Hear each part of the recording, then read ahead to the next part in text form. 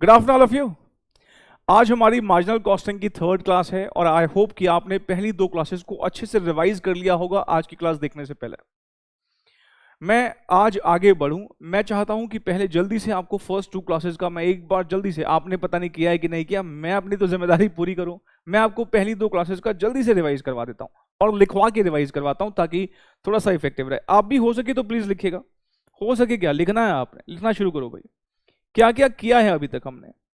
सबसे पहले हमने प्रॉफिट वॉल्यूम रेशो, आपको याद होगा, निकालना सीखा था। प्रॉफिट वॉल्यूम रेशो, कितने फॉर्मूलाज लिखे थे प्रॉफिट वॉल्यूम रेशो के? पहला फॉर्मूला था कंट्रीब्यूशन अपॉन सेल्स। मैं 100 से मल्टीप्लाई नहीं कर रहा हूं, अगर आपको परसेंटेज में चाहिए तो 100 से मल्टीप्लाई कर लेंगे, पता है ना आपको, ये बात बताई थी मैंने। दूसरा था change in contribution upon change in sales, delta बोलते हैं इस साइन को, ट्रायंगल नहीं delta, delta contribution upon delta sales. 1 minus VC ratio या 100% माइनस वीसी रेशो। और चौथा फॉर्मूला था delta profit upon delta sales, मतलब change in profit upon change in sales. फिर हमने वीसी रेशो पर भी बात करी थी, वेरिएबल कॉस्ट रेशो पर बात की थी। वेरिएबल कॉस्ट रेशो का फॉर्मूला था वेरिएबल कॉस्ट अपॉन सेल्स इन 200, वेरिएबल कॉस्ट अपॉन सेल्स इन 200। अगर मैं परसेंटेज में चाहता हूं तो 100 से मल्टीप्लाई कर दूंगा, अदरवाइज कैसे आ जाएगा, डेसिमल्स में। और दूसरा क्या था? 1 माइनस पीवी रेशो, क्योंकि पीवी और वीसी रेशो का सम 1 था, तो इसलिए अगर मेरे को पीवी चाहिए तो 1 माइनस वीसी कर दूंगा, वीसी चाहिए तो 1 माइनस पीवी कर दूंगा। फिर मैंने आपको बताया था कि अगर आपको डायरेक्टली कंट्रीब्यूशन निकालना हो, डायरेक्टली कंट्रीब्यूशन निकालना हो तो सेल्स को और पीवी रेशो को मल्टीप्लाई कर देना। अगर आपको वेरिएबल कॉस्ट निकालना हो तो सेल्स को और वीसी रेशो को मल्टीप्लाई कर देना। याद है ये सब कुछ किया था हमने। फिर हमने ब्रेक इवन पॉइंट निकालना सीखा था। ब्रेक इवन पॉइंट मतलब यूनिट्स में आपको सेल चाहिए, वो सेल चाहिए जहां पे प्रॉफिट जीरो हो। हमने इसका फॉर्मूला लिखा था fix cost divided by contribution per unit, fix cost divided by contribution per unit. और यही ब्रेक इवन पॉइंट अगर मुझे रुपीस में चाहिए हो तो फॉर्मूला हो गया था fix cost divided by PV ratio.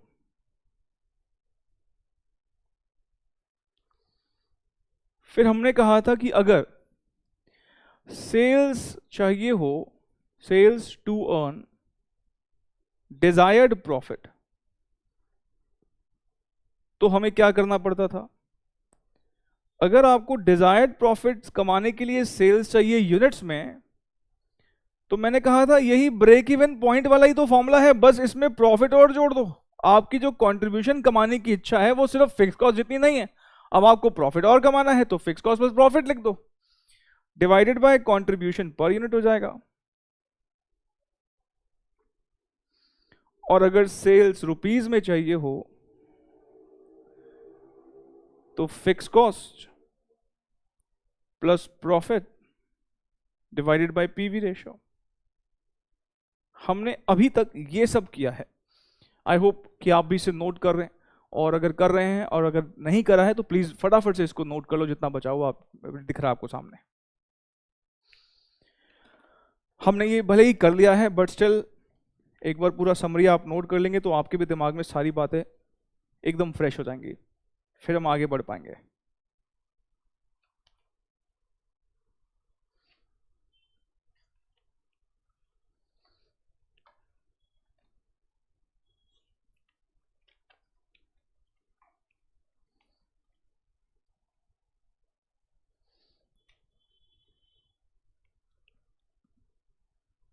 बच्चे कहते सर चलो नोट हो गया सर, ठीक है आइए सुनो। फिर देखो, आपको अगर याद हो पिछली क्लास में जाते जाते मैंने आपको एक क्वेश्चन करवाया था, क्वेश्चन नंबर 31, और मैंने कहा था मैं इस जैसे क्वेश्चन आपको अगली क्लास में प्रैक्टिस करवाऊंगा।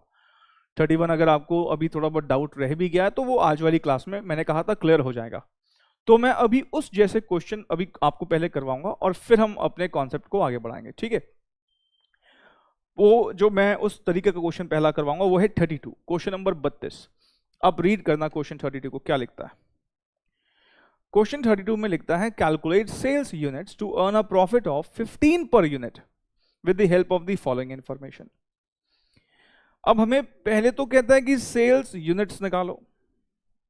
सेल्स यूनिट्स का पहले मुझे ये बताओ फॉर्मूला क्या होता है।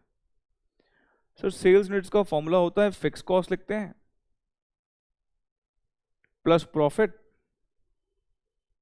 डिवाइडेड बाय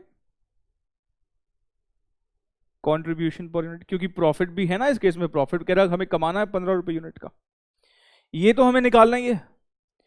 और प्रॉफिट हमें बताता है कि 15 रुपए यूनिट कमाना है, एक यूनिट पर 15 रुपए, इसका मतलब एक यूनिट कमाऊंगा, एक यूनिट बेचूंगा तो 15 रुपए चाहिए, दो बेचूंगा तो 2 इंटू 15, तीन बेचूंगा तो 3 इंटू 15, चार बेचूंगा तो 4 इंटू 15, एक्स बेचूंगा तो एक्स इंटू 15। तो लिखो late the number of units sold to earn a profit of rupees 15 रुपए पर यूनिट बी एक्स। मान लो हमने यूनिट्स एक्स मान लिए। अगर मैं एक्स यूनिट बेचूंगा तो मेरा प्रॉफिट भी कितना होना चाहिए, मेरा प्रॉफिट भी होना चाहिए 15x। और अब मैं अगर इस इक्वेशन में पुट कर लूं तो हमारी सेल्स है x, फिक्स कॉस्ट हमें दी हुई है 2,10,000, प्रॉफिट मुझे कमाना है 15x, कंट्रीब्यूशन पर यूनिट मुझे यहां पर निकल जाएगा 100 माइनस 70, 100 माइनस 70। सेलिंग प्राइस कितना दे रखा है 100 रुपए, वीसी कितना है 70 रुपए, तो हमारा कंट्रीब्यूशन कितना हो जाएगा 30 रुपए। ठीक है, तो हम कह सकते हैं x is equals to 2,10,000 plus 15x upon 30, 30x is equals to 2,10,000 plus 15x, 15x is equals to 2,10,000। हम कह सकते हैं कि x आ जाएगा 2,10,000 को 15 से डिवाइड करके, 2,10,000 को 15 से डिवाइड कर देंगे तो हमारा आ जाएगा x 14,000 यूनिट्स का। अगर हम 14,000 यूनिट्स अगर मान लो बेच देते हैं तो हमें जो प्रॉफिट होगा वो 15 रुपए यूनिट होगा। अच्छा जरा एक बात बताओ, एक यूनिट पर आप 15 रुपए का प्रॉफिट कमाना चाहते हो, इसका मतलब 14,000 यूनिट्स पर कितना हो जाएगा, 14,000 यूनिट्स पर 15 रुपए का प्रॉफिट के हिसाब से 2,10,000 का प्रॉफिट होना चाहिए नहीं। आइए एक बार वेरीफाई कर लेते हैं, वेरिफिकेशन। हमारी सेल्स यहां पर हो जाएगी 14,000 यूनिट्स है, एक यूनिट हमारा 100 रुपए का बिकता है, इसका मतलब ये हो जाएगा 14 लाख माइनस वीसी 14,000 इंटू 70 रुपए, 14,000 इंटू 70 रुपए 9,80,000। हमारा कंट्रीब्यूशन कितना आएगा, हमारा कंट्रीब्यूशन आ जाएगा 14 लाख में से 9,80,000 माइनस कर दो, 4,20,000 का minus fix cost. Fix cost हमारी कितनी है, फिक्स कॉस्ट हमें क्वेश्चन में दी हुई है क्या, हाँ जी सर फिक्स कॉस्ट क्वेश्चन में दी हुई है, 2,10,000 की फिक्स कॉस्ट दी हुई है, इसका मतलब हमारा प्रॉफिट कितना हुआ 210। और अगर आपको वेरीफाई करना हो तो आप प्रॉफिट पर यूनिट निकाल भी लो, प्रॉफिट पर यूनिट कितना आ जाएगा, 2,10,000 का प्रॉफिट आप कमाया है आपने एक, और आपने बेचे कितने हैं 14,000 यूनिट्स, 2,10,000 को 14,000 से डिवाइड कर दो आप, 15 रुपए। मैंने जाते जाते ऐसा क्वेश्चन आपको पिछली क्लास में करवाया था और मैंने कहा था मैं इस तरह की क्वेश्चन आपको आज की क्लास में करवाऊंगा, पहला क्वेश्चन मैंने करवा दिया। क्या 15,000 है ऑप्शन, सॉरी 14,000 क्या है ऑप्शन में, सी इज द करेक्ट आंसर। ठीक है, बढ़ा जाए आगे पक्का। चलो जी, ये 32 नंबर आप नोट कर लो अगर नहीं किया है तो, इसके बाद हम 33 नंबर क्वेश्चन ट्राई करेंगे, नोट कर लो इसको।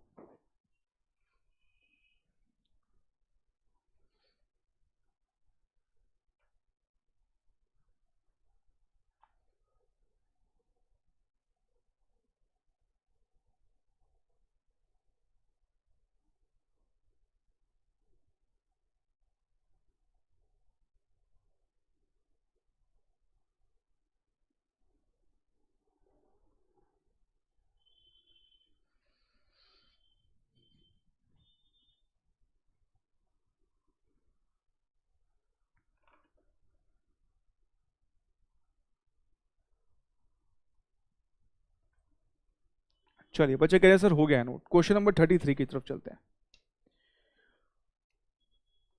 क्वेश्चन नंबर 33, हमारा सेलिंग प्राइस है 1000 रुपये यूनिट का और हमारा वेरिएबल कॉस्ट का रेशियो दिया हुआ 80%। तो 1000 का 80% कितना हो जाएगा? 800 रुपये का वेरिएबल कॉस्ट। तो हमारा कंट्रीब्यूशन पर यूनिट कितना हो गया? कंट्रीब्यूशन पर यूनिट हो गया 200 रुपये का। ठीक है, फिक्स कॉस्ट 6 लाख रुपए की कहता है और बताइए हमें कितने यूनिट्स बेचने पड़ेंगे 50 रुपए यूनिट कमाने के लिए। फिर से वही बात, let the number of units to be sold to earn profit of ₹50 unit be x, और हमारा सेल्स यूनिट्स का फॉर्मूला होता है fix cost plus desired profit divided by contribution per unit. ठीक है, अच्छा अब हमें क्या क्या पता है? हमें फिक्स कॉस्ट पता है क्या? हाँ जी सर, फिक्स कॉस्ट पता है। कितनी पता है? 6 लाख रुपए। क्या हमें कंट्रीब्यूशन पर यूनिट पता है क्या? हाँ जी सर, वो भी पता है, 200 रुपए। क्या हमें डिजायर्ड प्रॉफिट पता है क्या? डिजायर्ड प्रॉफिट पता तो नहीं है, बट हाँ मैं ये जरूर कह सकता हूं कि desired profit 50 into x, 1 unit पर 50 रुपए कमाना है, इसका मतलब डिजायर्ड प्रॉफिट हमारा कितना हो जाएगा? 50x, 50x। यहां तक तो कोई डाउट नहीं होना चाहिए आपको। अब हमारे सेल्स यूनिट्स हैं x, ये तो हमने x माने, हमें पता ही नहीं है अभी। फिक्स कॉस्ट हमारी है 6 लाख रुपए की, प्लस डिजायर्ड प्रॉफिट कितना है? 50x, divided by contribution per unit कितना है? 200 रुपए।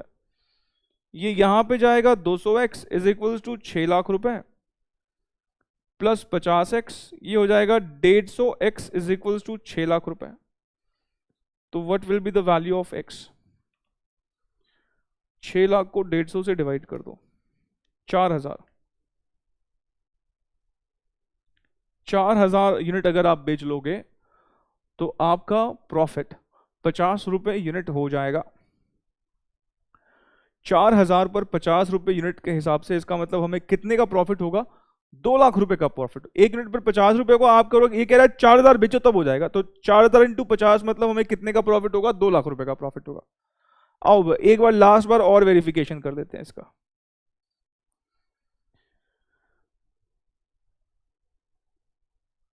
सेल्स 4000 इंटू 1000, 1000 का सेलिंग प्राइस है, ध्यान रखना।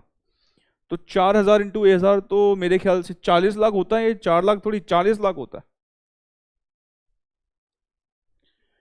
Minus variable cost 4000 into 800, 4000 into 800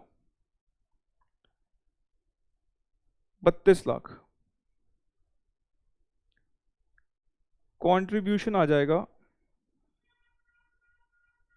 8 lakh रुपए। फिक्स कॉस्ट हमें दे रखी है 6 लाख रुपए। तो हमारा प्रॉफिट कितने रुपए आने वाला है? 2 लाख रुपए। और अगर आपको प्रॉफिट पर यूनिट भी चेक करना है तो चेक कर लो। प्रॉफिट पर यूनिट हो जाएगा 2 लाख रुपए का प्रॉफिट है। 1 यूनिट पर हमें कितने का मुनाफा होगा? उसके लिए आपको 4000 से डिवाइड करना पड़ेगा, क्योंकि आपने कितने यूनिट्स बेचे हैं? यहां पर 4000। 2 लाख को 4000 से डिवाइड कर देंगे तो आप देखोगे आपका 1 यूनिट का प्रॉफिट कितना दिख रहा है? 50 रुपए।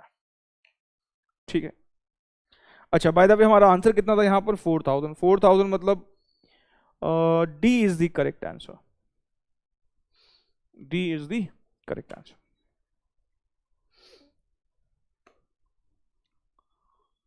अब मेरे ख्याल से कॉन्फिडेंस आ रहा होगा। मैंने पिछली क्लास में कहा था इस क्वेश्चन के ऊपर मैं आज करवाऊंगा, और मैं करवा रहा हूं, और मेरे ख्याल से अब आपको थोड़ा सा कॉन्फिडेंस लेवल अब बढ़ रहा होगा, डेफिनेटली बढ़ रहा होगा। आइए क्वेश्चन नंबर 34 करते हैं। 33 का ही एक वेरिएंट है, 33 जैसा ही है। 33 एग्जैक्टली वैसा नहीं है, बट हाँ उसके जैसा ही है, मिलता जुलता क्वेश्चन है, उसका वेरिएंट है एक 34 नंबर। इसको नोट अगर नहीं किया है तो जल्दी से करो।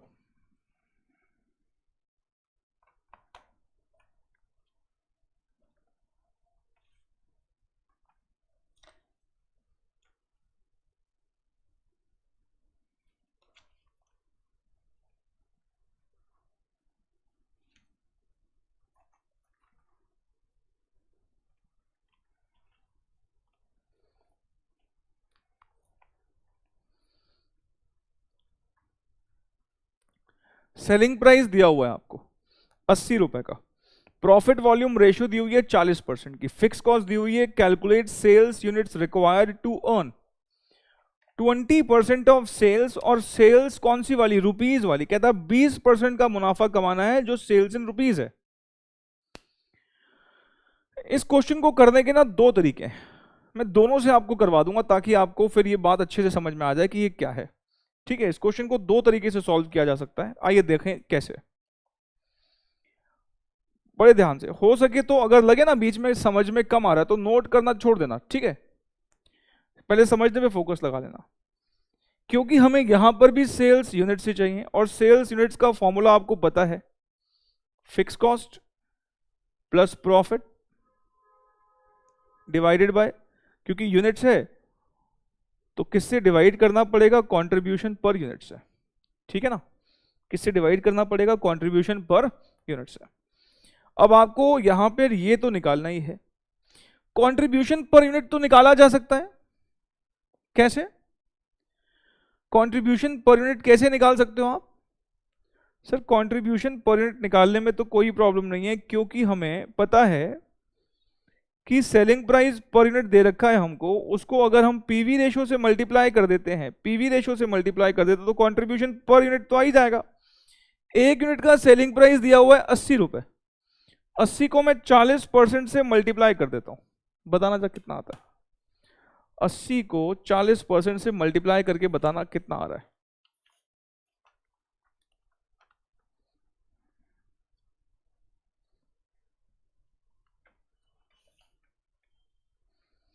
कितना बता रहे हो, 32 रुपए बता रहे हो, 32 रुपए। अच्छा, अब हमें क्या चाहिए, प्रॉफिट कितना, लेकिन इस बार ध्यान रखना प्रॉफिट जो बोला है ना उसने, वो मुझे 20% बोला है, और 20% भी किसका, सेल्स का।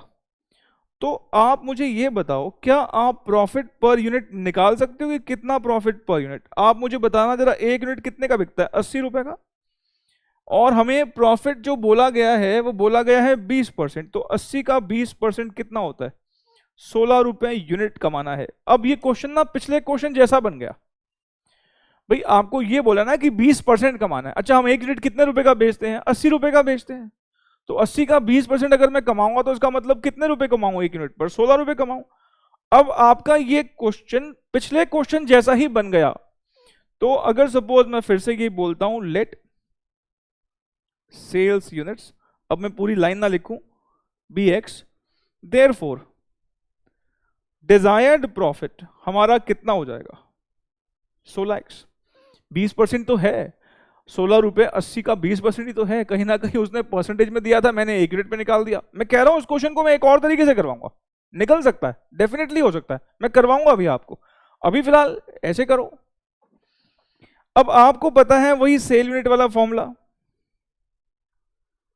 क्या होता है, fix cost plus desired profit divided by contribution per unit, यही होता है। ये हमने x मान रखा है, फिक्स कॉस्ट हमको दी हुई है 3,60,000, desired profit 16x, contribution per unit ऊपर निकाल रखा है 32 रुपए, 32x is equal to 3,60,000 plus 16x, 16x is equal to 3,60,000, what is the value of x। अब मैं वेरीफाई नहीं करवाऊंगा, बहुत बार हो गया वेरीफाई, ठीक है ना, 3,60,000 को 16 से डिवाइड कर दोगे तो कितना आ जाएगा, 22,500 यूनिट्स।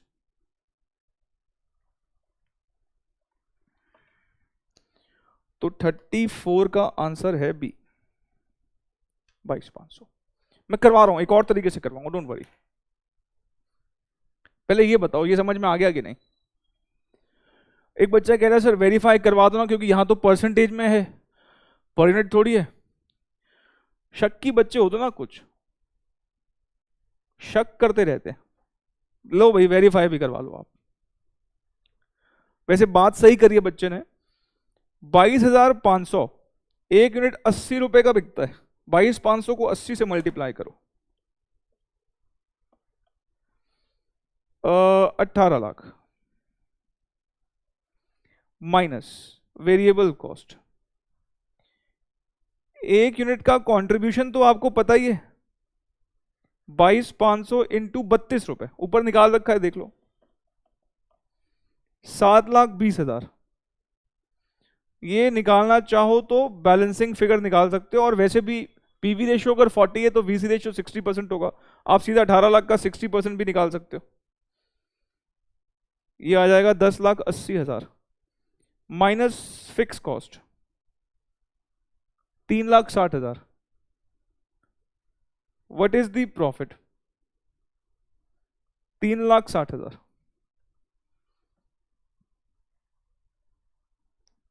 चलिए अब आप खुद बताइए, प्रॉफिट परसेंटेज में बताइए, क्योंकि देखना है ना कि हमने 20% कमाया कि नहीं कमाया।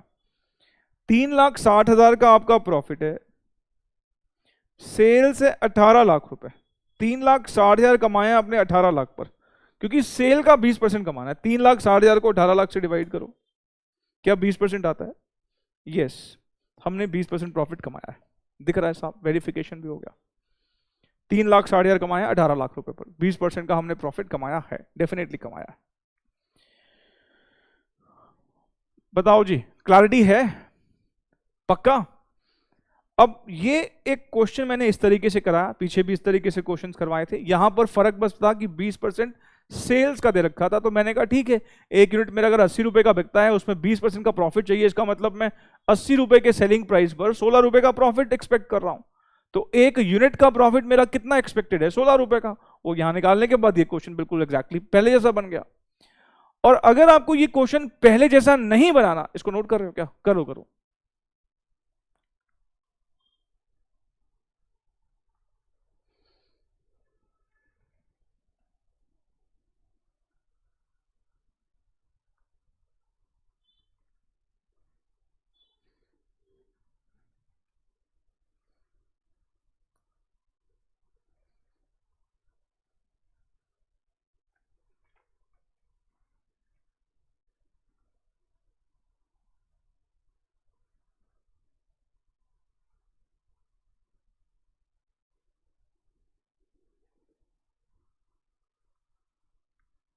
आइए, अगर ये क्वेश्चन आपको पहले जैसा ना बना के अलग तरीके से सॉल्व करना हो, तो देखें इसे कैसे करेंगे आप सॉल्व।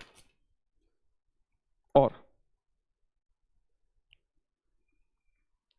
हमें इस क्वेश्चन में क्या पीवी रेशियो दे रखी है? हाँ सर, पीवी रेशियो दे रखी है। तो आप पता है ये भी काम कर सकते थे इस क्वेश्चन में, आप सेल्स इन रुपीज लिख लो। सेल्स इन रुपीज वाला फॉर्मूला क्या होता है? Fix cost plus desired profit. Desired profit को मैं डीपी लिख दूं, डीपी वो फेसबुक वाली नहीं, desired profit DP upon Facebook क्या, fix cost plus DP upon, बोलो, पीवी रेशियो। ऐसा ही है। अच्छा, सेल्स तो पता ही नहीं, फिक्स कॉस्ट पता है, डिजायर्ड प्रॉफिट बोला है 20% of sales, 20% of sales upon PV ratio भी हमें पता है 40% को मैं लिख देता हूं 0.4। ये 0.4 यहां चले जाएगा, 0.4 sales 3,60,000 plus 0.20 sales plus 0.20 sales, ये सेल यहां पर आ जाएगा। 0.40 sales minus 0.20 sales is equals to 3,60,000। तो 0.2 सेल्स कितना हो जाएगा? 0.2 sales is equals to 3,60,000। Sale निकाल दो कितना आएगा? 18 लाख रुपए। अब ध्यान से मेरी बात को पहले सुनना, 18 लाख रुपए तो रुपीज में है। इस वाले फॉर्मूला का क्या दिक्कत है कि सेल रुपीज में आएगा, मुझे सेल रुपीज में चाहिए ही नहीं। मुझे सेल किस में चाहिए? मुझे सेल यूनिट्स में चाहिए। अब अगर आपको यूनिट्स में सेल निकालनी है तो ठीक है ना, निकाल दो ना यूनिट्स में सेल। कैसे निकालोगे यूनिट्स में सेल? ये रुपीज में आ गई हमारी, तो सेल्स इन यूनिट्स निकालने के लिए क्या करोगे आप? सेल्स इन यूनिट्स निकालने के लिए क्या करोगे? 18 लाख रुपए डिवाइडेड बाय एक यूनिट का सेलिंग प्राइस कितने रुपए है? एक यूनिट का सेलिंग प्राइस 80 रुपए है, तो 18 लाख को 80 से डिवाइड कर दो, 22,500। अभी भी वही आ रहा है। देखो मैं अब आपको एक काम की बात बताता हूं, पेन छोड़ दो प्लीज, मैं लिखने का वक्त दे रहा हूं, पेन छोड़ो। अगर इस क्वेश्चन में हमसे सेल्स रुपीज में मांगा होता, आंसर अगर रुपीज में होता ना, जैसे अभी आंसर किस में है? अभी आंसर यूनिट्स में है। अगर ये आंसर रुपीज में होता ना, तो फिर मैं यही वाला तरीका लगवाता, क्योंकि यहां पे सीधा रुपीज में आ जाता। लेकिन यहां यूनिट्स में मांगा है, तो हालांकि अब ये लगा के बाद में यूनिट्स में लगा निकाल लो, कोई दिक्कत नहीं। अगर आपको ऐसे पसंद आ रहा है ऐसे कर लो, पहले वाला पसंद आ रहा है पहले वाला कर लो, ठीक है ना? तो करो, नोट करो इसको। मैं एक बात बताऊंगा क्या गलती करता है बच्चा, मैं वो भी बताऊंगा अभी, पहले इसको नोट करो।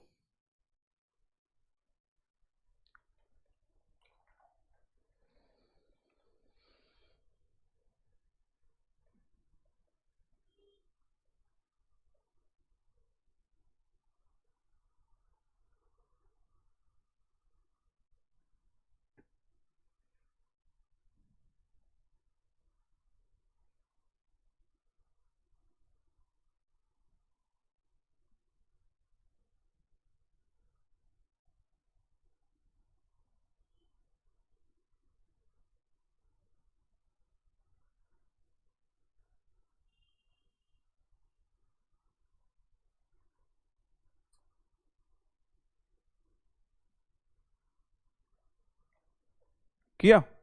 सुनो, अब एक बात सुनना, बड़ी इंपॉर्टेंट बात बोल रहा हूं। अब कई बच्चे पता है क्या करते हैं, ध्यान से मेरी बात को सुनना। वो क्या करते हैं, सेल्स इन यूनिट्स वाला फॉर्मूला लगाते हैं, fix cost plus profit contribution per unit, ठीक है? ये सेल्स इन यूनिट्स वाला फॉर्मूला लगाएंगे और यहां पर लिखेंगे एक्स, और यहां लिख देंगे 20% ऑफ सेल्स। अब एक बात ध्यान रखना, ये 20% रुपीज वाली सेल का है, और ये जो यूनिट है ये एक्स है, ये एक्स जो है ये यूनिट्स है, और ये 20% किसका है? रुपीज वाली सेल का। यहां पर दो चीजें अननोन हो जाएंगी, दो चीजें अननोन हो जाएंगी। मैं फिर से बोलता हूं, शायद बात समझ में नहीं आई आपको, ध्यान से मेरी बात को सुनना। देखो, हमारा सेल्स इन यूनिट्स का जो फॉर्मूला होता है वो क्या होता है? सेल्स इन यूनिट्स वाला फॉर्मूला होता है fix cost plus desired profit divided by contribution per unit, यही होता है। अब बच्चा पता है क्या करता है, यहां पे तो एक्स लिखता है, फिर फिक्स कॉस्ट लिखता है, और डिजायर्ड प्रॉफिट लिखता है 20% ऑफ सेल्स। अब ध्यान रखना, ये वाली सेल किस में है? रुपीज में है, रुपीज वाली सेल का 20% है, रुपीज वाली सेल का 20% है, और ये यूनिट्स है। यहां पे बच्चा कई बार क्या करता है, 20% ऑफ एक्स लिख देता है। अरे नहीं, एक्स तो यूनिट्स है, और यहां 20% किसका है? रुपीज वाली सेल का। तो ये जो तरीका अगर कोई अपनाएगा ना, ये गलत ही आंसर देगा। मेरी बात को समझो प्लीज, अब ध्यान से समझो मैं जो वर्ड्स बोल रहा हूं। अगर तो आपके पास प्रॉफिट पर यूनिट है, अगर प्रॉफिट पर यूनिट है तो यूनिट्स वाला फॉर्मूला लगाओ। अगर आपके पास प्रॉफिट परसेंटेज में है सेल्स का, तो सेल वाला फॉर्मूला लगाओ। यहां पर देखोगे अगर ध्यान से, दोनों क्वेश्चन में फर्क देखो। यहां पे मेरे पास प्रॉफिट पर यूनिट है, एक्स के हिसाब से है 16x, एक यूनिट का प्रॉफिट 16 रुपए, तो एक्स यूनिट का 16x, तो ये यूनिट वाला फॉर्मूला लगाया। लेकिन अगर आपके पास प्रॉफिट परसेंटेज में है, जैसे कि यहां पर 20% ऑफ सेल्स, अगर 20% ऑफ सेल्स, तो फिर सेल्स वाला फॉर्मूला लगेगा। तो प्लीज ये पैरिटी मेंटेन करनी है आपको। आपको ये देखना है कि आपके पास प्रॉफिट कैसे है। अगर आपके पास 20% ऑफ सेल्स, परसेंटेज वाला फॉर्मूला है, सेल्स के कंटेक्स्ट में परसेंटेज दे रखी है, तो अगर आपको यूनिट वाला फॉर्मूला लगाना है तो पहले आपको प्रॉफिट पर यूनिट निकालना पड़ेगा। जैसे मैंने यहां पे किया, मेरे को अगर यूनिट वाला फॉर्मूला लगाना था तो मैंने पहले प्रॉफिट पर यूनिट निकाला। अगर आप प्रॉफिट पर यूनिट नहीं निकालना चाहते, तो अगर आपका 20% ऑफ सेल्स ही रहने देना चाहते हो, फिर सेल्स वाला फॉर्मूला लगाओगे। फाइनली क्या बोल रहा हूं, अगर आपको यूनिट वाला फॉर्मूला लगाना है तो प्रॉफिट पर यूनिट चाहिए होगा, या एब्सोल्यूट प्रॉफिट चाहिए होगा, 3 लाख का प्रॉफिट चाहिए, 4 लाख का प्रॉफिट चाहिए। लेकिन अगर परसेंटेज में है तो आपको फिर यूनिट पर यूनिट प्रॉफिट चाहिए होगा। और अगर आपको रुपीज वाला फॉर्मूला लगाना है, सेल्स इन रुपीज वाला फॉर्मूला लगाना है, तो आपके पास प्रॉफिट जो होना चाहिए ना, वो percentage of sales in rupees होना चाहिए, percentage of sales in rupees होना चाहिए। तो मैं अभी करा रहा हूं, एक आध क्वेश्चन ऐसा और करवा रहा हूं ताकि आपको क्लैरिटी और बढ़े, और अगर हो सके तो 37 तक इसी कॉन्सेप्ट के ऊपर क्वेश्चंस हैं। अगर हो सके तो 37 के आगे मत बढ़ना, पहले आप क्या करना, मतलब वीडियो को पॉज करके 38 से ना, फिर मतलब ये कॉन्सेप्ट 37 तक करवा रहा हूं मैं, 38 ऑनवर्ड्स फिर अलग क्वेश्चन शुरू हो जाएंगे। तो आप क्या करना, अगर आपको लगे कि हाँ इस बात को थोड़ा और गहराई से सोचना है, तो 37 तक मैं ऐसे क्वेश्चन करवा रहा हूं, तो फिर क्या करना, वीडियो को पॉज करके 31 से लेकर 31 पिछली क्लास में किया था, 31 से लेकर 37 तक सारे क्वेश्चन कर लेना, फिर से एक बार फिर से हाथ से सॉल्व करना बिना रजिस्टर खोले, तो क्लैरिटी का लेवल बढ़ेगा। ठीक है ना, चलो आइए हम अभी इस चीज पर अभी बात हमारी खत्म नहीं हुई, अभी हम और बात करेंगे। क्वेश्चन नंबर 35 की तरफ हम चल रहे हैं। 35 नंबर क्वेश्चन पढ़िएगा प्लीज, क्या लिखा है। 35 नंबर में हमें फिर से how many units must be sold, हमें यूनिट्स की बात करता है। तो हमारे पास दो तरीके हैं, मैं फिर से इस क्वेश्चन में भी दोनों तरीके से कराऊंगा। पहले सेल्स इन यूनिट्स वाला फॉर्मूला लगा लेते हैं। फॉर्मूला क्या होता है, fix cost plus DP desired profit divided by contribution per unit. अच्छा जी, अब हमारा कंट्रीब्यूशन पर यूनिट निकल आएगा कैसे, सेलिंग प्राइस पर यूनिट में से variable cost per unit minus करके, सेलिंग प्राइस 20 रुपए है, वेरिएबल कॉस्ट 14 रुपीज है, तो कंट्रीब्यूशन कितना हो जाएगा, 6 रुपए।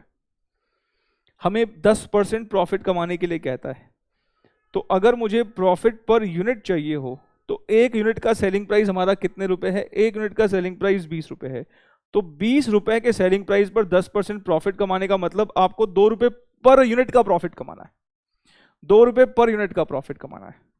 Late the number of units to be sold to earn ₹2 per unit BX। अब आपको पता है सेल्स यूनिट्स X हो गया, फिक्स कॉस्ट हमें दे रखा है 7,92,000 प्लस 2x। अब ये 2 रुपए पर यूनिट प्रॉफिट है, ध्यान रखना, 2x divided by contribution per unit कितना है, 6 रुपए, ये 6x हो जाएगा, 792 plus 2x, 6x minus 2x होता है 4x, 792, what will be the value of x divided by 4, 1,98,000।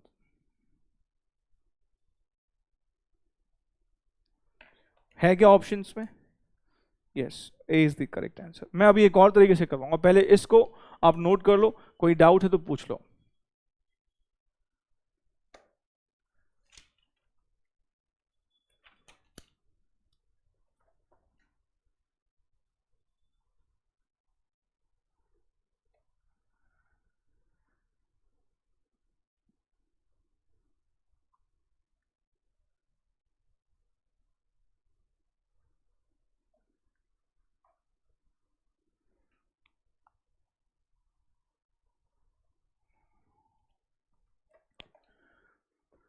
हमें यहां पर 10% ऑफ सेल बुला हुआ था, हमने पहले प्रॉफिट पर यूनिट निकाल दिया। अगर यूनिट्स में आंसर चाहिए तो बेटर है कि प्रॉफिट पर यूनिट निकाल के खत्म कर दो, सीधा आ जाएगा। और अगर अब ये नहीं यूज करना चाहते, ये वाला तरीका नहीं यूज करना चाहते, तो हम क्या करेंगे, हम फिर और करके लिखेंगे, हम ये वाला फॉर्मूला लगाएंगे, सेल्स इन रुपीज वाला फॉर्मूला लगाएंगे। सेल्स इन रुपीज वाले फॉर्मूला के लिए क्या चाहिए होता है, fix cost plus desired profit upon PV ratio, यही चाहिए होता है। मेरे पास जगह नहीं है, मैं पेज में बदल दूं क्या, बदलो सर। पीवी रेशो क्या इस क्वेश्चन में दे रखा है, सर नहीं भी दिया हो तो क्या हुआ, निकल सकता है ना पीवी रेशो, तो हाँ निकल जाएगा। एक यूनिट का कंट्रीब्यूशन ऊपर निकाला भी था, अपॉन सेल्स, 6 रुपए का कंट्रीब्यूशन था, 20 रुपए का सेल था, तो ये हो जाएगा 0.30। ठीक है, अब सेल्स इन रुपीज वाले फॉर्मूला में पुट कर दो, sales in rupees, sales is equal to fix cost कितने की है इस क्वेश्चन में, 7,92,000।